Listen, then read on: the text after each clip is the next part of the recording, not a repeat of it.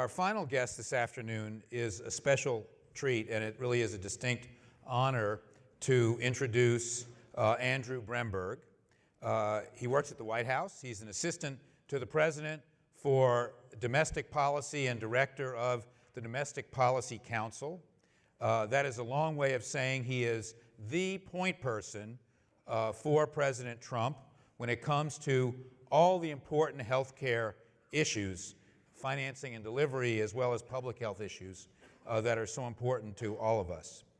Before joining the administration, he had a long and distinguished career in the public and private sectors, working on domestic policy for the Republican Party, for then presidential candidate Governor Scott Walker, working for Majority Leader Mitch McConnell, and at HHS in the administration of George W. Bush, and he was the top health policy expert for the MITA Corporation after leaving the Bush administration. I just want to mention that early on in his current role, I had the opportunity to meet with him to discuss adjusting the way that CMS calculates charity care for hospitals.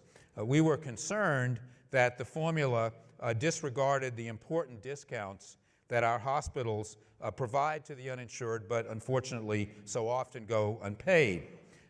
He looked at the issue, focused on it, listened to our arguments, obviously talked to his colleagues at CMS, and was helpful, I think, in the final decision that was made by the administration. And we just really deeply appreciate taking the time to listen, taking the time to assess and analyze, and we appreciate making the kind of decision based on the facts that's so important to those of us that are in the business of providing care for Medicare beneficiaries. Health policy is still a hot-button issue, so I think we are going to find what he has to say provocative and impactful. And without further ado, let's welcome Andrew Bremberg to the stage.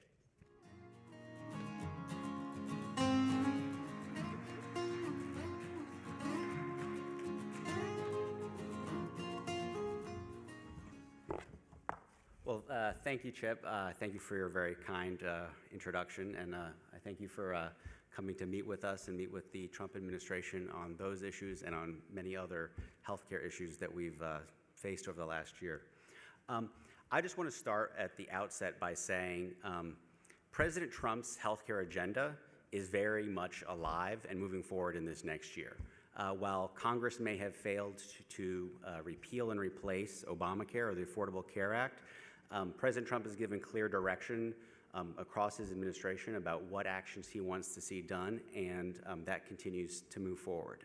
Fortunately, we were able to repeal the penalty associated with the individual mandate as part of tax reform last year. And we are working aggressively with our partners across the healthcare community to improve healthcare for millions of Americans. Most notably right now, we are working with states and employers to provide more options for individuals who still can't afford the health insurance that they want or can afford to buy. We are taking action and putting forward new policies to lower the price of prescription drugs. This is a key priority that the President ran on, has talked about continually, and that we are confident Secretary Azar will be successful in doing for the American people. And we are working to do everything we can to combat the scourge of opioids and the opioid crisis we face today, and I'll touch on that in a minute. And then lastly, the overall agenda, we are working to really change and transform federal policy in the healthcare payment and delivery space so that we can finally unleash the potential that market forces and increased patient control can have to create new innovative models for healthcare. And it's those last two topics that I want to talk briefly about before we have an opportunity for questions and answers. So opioids. The scourge of the opioid crisis around misuse and addiction has wrought destruction on so many families, and this is something that I know the President saw personally during the campaign as he traveled around the country hearing from families that had suffered from opioid losses. From a federal policy standpoint, we are obviously very sensitive to how providers and others across the healthcare system have been responding to government and other incentives. But the status quo around that has to change. So we in government must take a clear look at how we can better support collaboration among those involving patient care, and that providers must consider the needs of each individual patient to ensure access while avoiding problems around oversupply that can lead to diversion or addiction. And on this point, one question that I would make to all of you and ask for your help is around interdisciplinary pain management teams. I know this is something that we have looked at in the policy lens around how to better provide treatment for pain. And I know this is something that in your hospitals, your teams endeavor to do this. If there are obstacles from a federal policy or payment perspective that make it hard to provide that type of interdisciplinary care for patients, we would really like to hear about that so we can make sure we come to the right solutions, that we improve and increase the type of pain management that needs to be done for patients. Lastly, on opioids, that I would really ask, again, for your help. I should thank Chip again for inviting me here today to ask for your help. I want to talk about HIPAA. I know this has been an area of confusion for so many in the medical community. As Chip mentioned, I previously worked in the Bush administration where we worked on the HIPAA regulations. And again, this is a space where I think there's been so much tragic misunderstanding by certain individuals. Just this fall, HHS put out revised kind of guidance, reminders, reminding those in the medical community that HIPAA does allow for health professionals to share health information with a patient's loved one or family members in an emergency or other dangerous situation. I can't say how many times I've heard from individuals in the opioid world where family members found out tragically after the death of a college student or a child that physicians had reversed the individual from an overdose perhaps multiple times within the last year, and it was only after they died that the family knew or was made aware of that. So I really want to ask all of you, if you can help us spread that message in your own ERs and across your own care settings, that HIPAA does not have to stand in the way of making sure that family members can be notified when there's danger for a patient or an individual. We would all greatly appreciate that. The last topic area that I just want to touch on before I talk to Chip is around, as I alluded to, the kind of health policy innovation that we would like to see. We've seen lots of tremendous innovation in the biomedical and in the healthcare space, but we need to see more innovation now in the federal policy space to provide more opportunities to transform how we not only pay for but deliver important healthcare services. We know that much of the existing payment system has served as a roadblock to certain types of innovation, and that's why we want to better align these incentives across the healthcare sector to foster further innovation. I know that Secretary Azar said to you this morning that President Trump is not afraid of disrupting the status quo, and I want to reconvey that this White House strongly supports the great work that Secretary Azar and his team at HHS are leading, and will be doing much more in this space. Just a couple examples that I would want to touch on.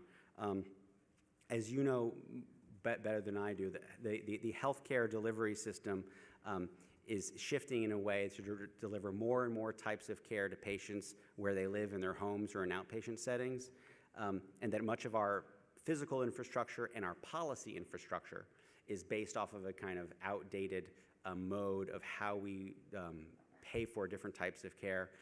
This is an important issue that we want to address. And so I ask you to help our administration look for ways in which we can modernize this to reflect different innovation payment models and payment reforms that you are all leading and doing within your communities today. Second, the President signed an executive order that makes clear that we are dedicated to fostering robust competition in the healthcare sector. So we want you all to fiercely compete for patients. While this may not be be possible in every care setting, we want to endeavor to promote this in every way that we can.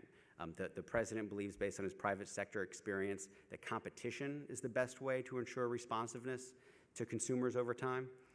The more that we can eliminate barriers to providing choices for patients, the more you will be able to compete to provide better quality and better prices for patients and all payers.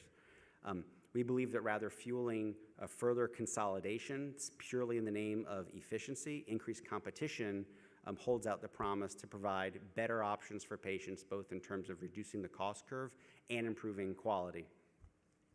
A critical component of any discussion of cost or quality is transparency. And transparency is going to continue to be a crucial topic that we work through in the next several months and years. In order for this to work, every aspect of our system, from the patients to providers to payers and employers, are going to have access to timely information about prices and costs inside systems. While this is going to be difficult across the sector, this is something that we are absolutely committed to and want to work with you to get a better understanding of how we can do so in a way that provides you all the greatest opportunity to compete and provide services for patients.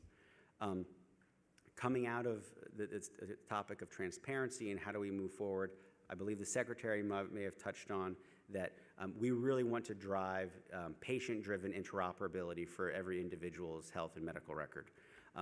Every administration this century has talked about interoperability. I recall working with Secretary Azar previously on this topic more than 10 years ago.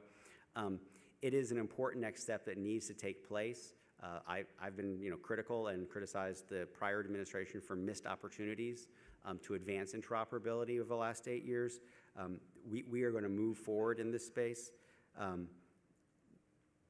I think many of you may know that we've had several listening sessions or roundtables, both at the White House around specifically the issue of EHR interoperability, and that's one where hopefully we will have announcements about that in the very near future in terms of the policies that we want to pursue. But I just want to stress how committed we are to hearing your all's input on how we can drive patient-centered medical records in a way that increases the opportunity for individuals to be more active in the seeking and delivery of their own health care. Lastly, I just want to again talk about the President's commitment to reduce regulatory burden. While big agencies like EPA and others dominate the headlines around government regulation, I think the healthcare space is one where government regulation has been way too strong and swamped opportunities for innovation and sought good public policy ends in terms of increased accuracy in payment information and quality controls, while not providing flexibility and opportunity to provide that information in a way that's the least burdensome possible on hospitals such as yourselves. So we would really like to hear from you all about what other opportunities there are for us to reduce the regulatory burden associated with many of these policies. We work every day to actually try to reduce these regulations, not actually just reduce the rate of growth, but to actually reduce the existing regulatory burden. And while we know that there are government mandates that are necessary, too much of what the federal government is incorrectly presuming that that Washington and government will know better than you about how to care for patients or how to run your business. So again, we expect to see very tangible policy changes out of HHS and CMS in this regard, and I would really want to encourage you all to give us your ideas of how we can make a positive contribution in this space. Lastly, I just want to thank you all for inviting me here today, and I look forward to any of your questions or questions from Chip. So thank you very much.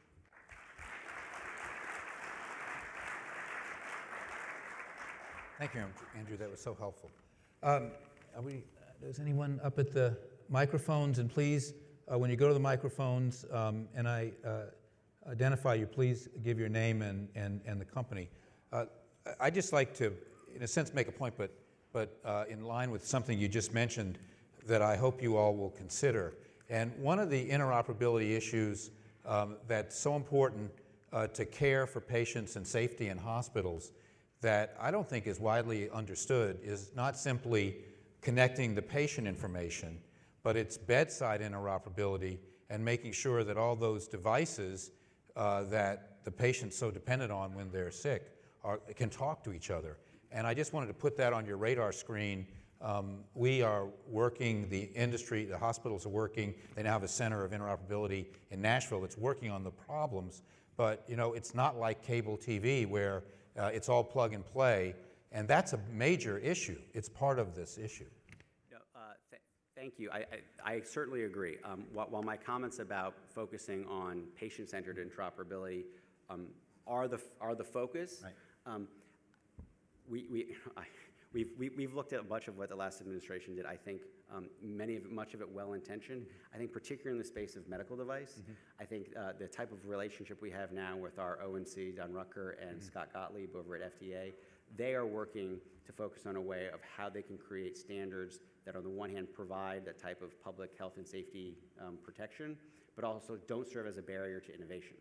We can't try to regulate these brand new medical devices that are going to have incredible technology behind them, and obviously even going into AI potentially on a older philosophy for how we regulate a medical device. So thank you. We definitely appreciate that, and that is a great comment that I'll take back. And again, I would encourage you and everyone to help present that to HHS specifically as we go about making sure we can do that with the next iteration of standards. And I did attend one of the White House meetings and really appreciate the opportunity to do that. And that was one of the issues we discussed, but I just wanted to put it on the agenda. And then I think over here we have a question. Yeah, thanks, Andrew. I'm Matt Gallivan from Quorum Health in Brentwood, Tennessee, and it's a little bit related to Chip's question, but we appreciate the President's commitment to address the issue of rising drug costs. And from the hospital's perspective, we're faced with increasing costs of generic drugs and drugs that have been on the market for a long time. And we're interested in knowing how the administration might try to address this issue to resolve this problem. So that's a great question. We have taken a very multifaceted approach. If there is a magic bullet for fixing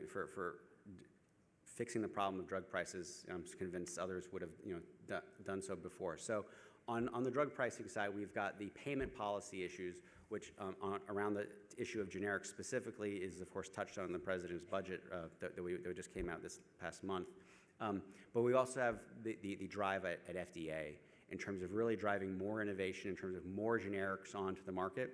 Obviously, you all know just as well as I do that the more access we have to additional generics really begins to bring down the price on a per drug basis.